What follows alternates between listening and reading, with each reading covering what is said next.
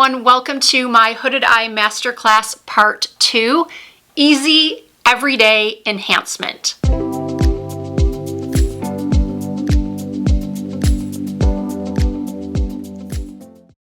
Last year I uploaded this video that went viral, and the response has been amazing. Every single day I receive messages and comments letting me know how helpful people have found that video. And in that video, I did go into great detail. I took you step by step on how I personally make up my hooded aging eyes to make them look their best. If you did happen to miss that video, I will have it linked for you down below in the description box of this video. One of the comments I did see quite often was, love the video, but it's still too much work for me. It's not something that I am willing to do every single day. So even though I do stand by all of the steps I demonstrated in that video, and those are the techniques that I personally use every day, I decided it was time to break it down even more and show you guys what I would do to enhance my eyes using less steps,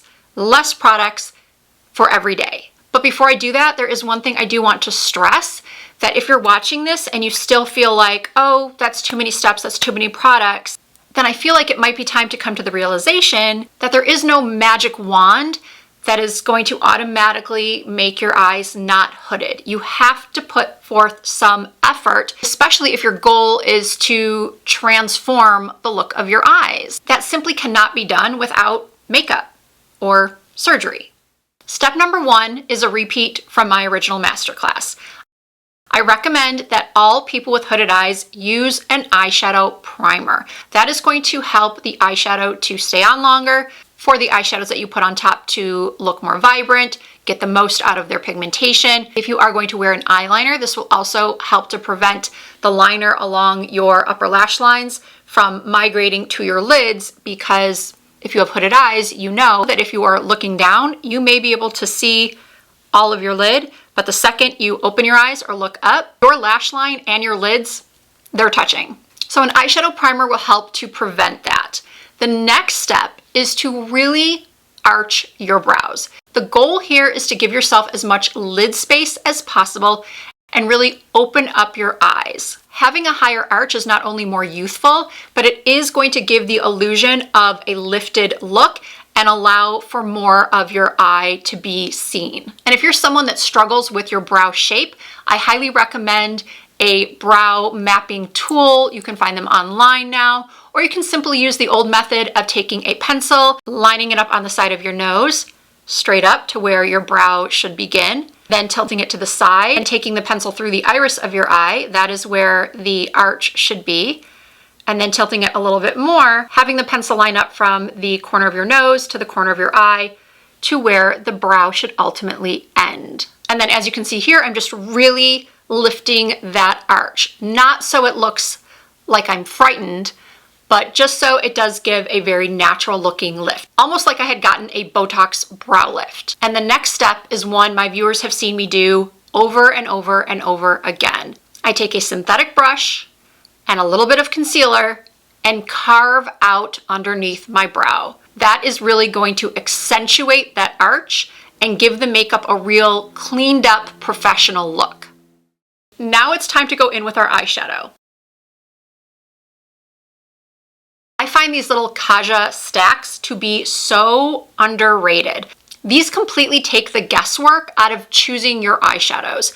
If you are someone who is a minimalist, just wants to enhance what you have very, very quickly and not have a makeup bag full of different eyeshadows and eyeshadow palettes, I highly recommend checking out these Kaja Beauty Bentos. The one I'm using today is called Chocolate Dahlia. This one contains a dark chocolate matte, a light neutral brown matte, and then a beautiful ivory shimmer. If you are my age or older, you're probably going to want to use a magnifying mirror, either a magnifying desktop mirror or a magnifying hand mirror. You're going to want to start with a fluffy crease brush, but you don't want to use one that's too big. This one is fine to blend out shadow when you've completed the look and you just want to soften everything up. A smaller blending brush is ideal for hooded eyes because you really want to be strategic about your placement. You want to apply the shadow with your eyes opened, a little bit higher than where your crease would be if you did not have hooded eyes, and go back and forth in a windshield wiper motion. But even though you're going back and forth in a windshield wiper motion, you don't exactly want to bring that motion downward on the outer portion of your eye. You want to bring it more outwards toward your temple because the goal is to lift. I guess instead of a full windshield wiper motion, I should say you're doing a half windshield wiper motion and then more like a swoop. And a tip I have while doing this is to turn your head slightly to the side and then blend the eyeshadow out towards your temples. Because if you're looking straight ahead, you have a tendency to stop earlier than you should. You really, really want to wing it out towards that temple and give it that lift. So don't just go like this, you wanna go like this. I also ran a little bit of that transition or lighter shade along my lower lash lines, just really smudged it out lightly using a pencil brush. Now, if you want to be super minimalist about your everyday look, you can just curl your lashes, apply some mascara, and that'll be it for your eyes. Just that little bit of shadow will give your eyes some definition. But we are going to take it just a little bit further, and I'm going to take the dark chocolate brown in the palette and add that just ever so slightly, just sort of patting it onto the very outer corners of my upper lids. I want a little bit of definition right at the lash line. Again, the goal is to lift the outer corners so that no one would most likely notice that my lids turn down on the ends. The only thing you don't want to do is have that shadow go too low.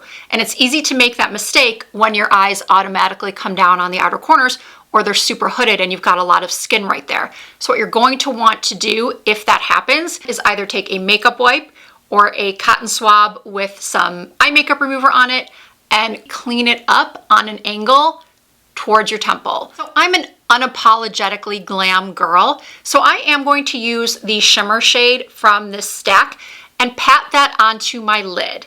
You can use anything you want. You can use a matte ivory, you can use a shimmering purple if you want to.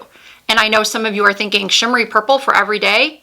Hey, there might be someone out there watching right now that does wear purple eyeshadow every single day.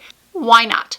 If you're new to my channel, if you're new to my videos, I always preach that people should wear what they love and what they feel comfortable wearing when it comes to makeup or clothing. Wear what you love. So if everyday makeup for you is some sparkle, you've got it right here. But if not, you can also find all matte Kaja stacks. Here are a few of some other great everyday basic eyeshadow palettes that I highly recommend. Okay, this next step is optional, but I do highly recommend it.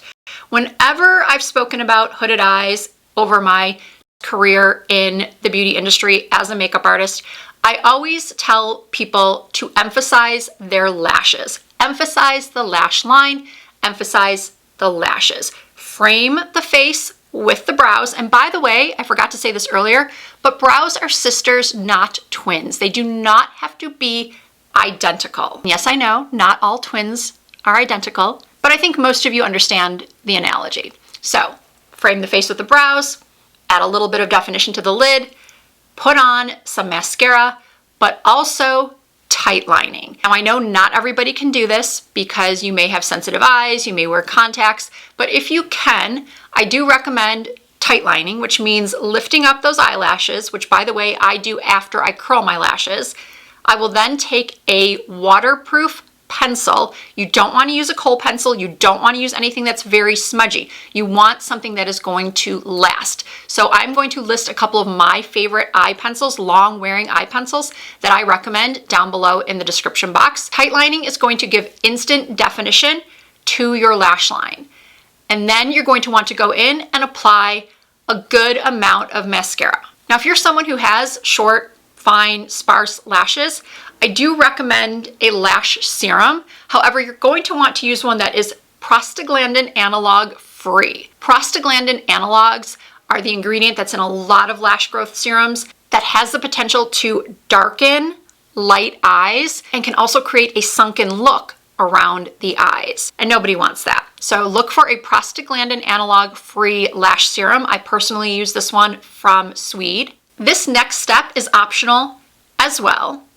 I know a lot of people don't like to wear false lashes. Not only do I hear that people struggle with the application, they find a lot of lashes to be very unnatural, not good for every day. Even though I created my own line of lashes with BK Beauty that I think are perfect for hooded eyes, there are some more dramatic styles. We do have the martini style, which is a beautiful half lash, but I can still understand that people want even less than that. And I was actually going to reach out to BK Beauty to see if we could create something like this, something like what Velour has done. These tiny lash clusters. I find that just putting one of these clusters on the very outer corners of my eyes makes a huge impact. And they literally take 10 seconds to put on. I mean, look at my eyes right now. Would you ever know that I had any sort of falsie on? And the final step I recommend for opening up hooded eyes and making them look their best is to add a white or ivory pencil to the lower waterlines. And I do recommend experimenting with white versus ivory, just seeing which one looks more natural on you. You don't want it to be so stark that all people see when they look at you is a white eyeliner. I personally love this one from Makeup Forever. It is called Boundless Bisque. And I also really like this one from Chantecaille. All right, I think that'll do it for my Hooded Eye Masterclass Part 2, Easy Everyday Enhancement. If you would like to see a tutorial that has a little bit more enhancement than this, I highly recommend watching my Hooded Eye Masterclass Part 1. If you did enjoy this video and found it helpful, please give it a thumbs up. And if you are not already subscribed to my channel, I hope that you will consider doing so. Just hit that subscribe button and you will become a part of the Risa Does Makeup family. I do upload new videos at least twice per week. You can also find more beauty and fashion related content from me over on Instagram and TikTok and Facebook. My username is the same on every social media platform. It's Risa Does Makeup. Thank you all so much for watching. I do hope to see you in my next video.